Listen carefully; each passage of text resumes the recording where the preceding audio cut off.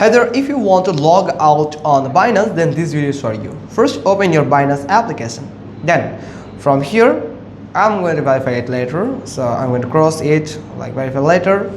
Now, here at the top left corner, here you'll find your profile icon. You can just simply tap on it, and then you can just get your account name and ID number. You can tap on it to access your account information. Now from here at the bottom you'll find two options. First is switch account and second is log out. Switch account for switching between different types of multiple accounts. If you have 2 or 3 accounts, then you can switch between those accounts.